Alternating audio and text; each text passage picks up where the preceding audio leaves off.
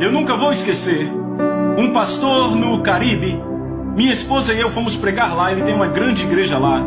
E estávamos na sala de estar dele uma noite e ele disse para mim e para minha esposa, ele contou que quando tinha 8 anos caiu numa vala numa construção, no Caribe. Ele estava lá indo para a igreja toda semana. E a vala estava cheia de água porque estava na época da chuva, ele se afogou e morreu. Ouçam, por 45 minutos. Ele disse, John e Lisa, deixei meu corpo como o meu pé deixa um sapato, com todos os sentidos intactos. Ele disse, eu me lembro que quando eu deixei meu corpo, eu comecei a ir para baixo muito rápido e tudo ficava muito escuro.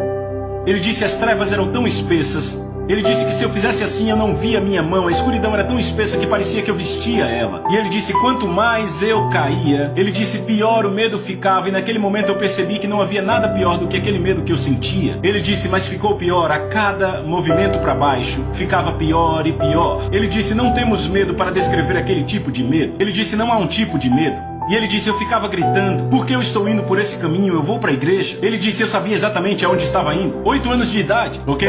E ele disse, então, eu ouvi os gritos. Ele disse, sabe, existem gritos e existem outros tipos de gritos que fazem seu sangue gelar. Foi esse o tipo que eu ouvi, cheio de terror. Ele disse, John e Lisa, ele disse, então eu vi as luzes das chamas. Ele disse, eu cheguei à entrada desse lugar e eu sabia que se eu entrasse nesse lugar, eu nunca mais sairia dali. Ele disse, um ser, ele disse, um tipo de ser pegou no meu ombro, eu não pude olhar porque eu estava com medo, e começou a me puxar para trás. E ele disse, de repente uma voz falou e abalou tudo, e disse, deixa ele ir.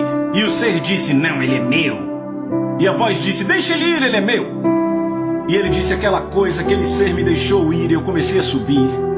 E ele disse, quando eu subi, eu estava fora do meu corpo, vendo os paramédicos trabalharem no meu coração, na minha respiração, meus pulmões, e o meu pai ali do meu lado orando, e eis as palavras que meu pai dizia, Deus, meu pai, se você me trouxer meu filho de volta, porque papai era crente, Deus, meu pai, se você trouxer meu filho de volta, eu vou te dar ele para sempre. E agora aquele jovem é um pastor, e ele já é pastor há anos no Caribe.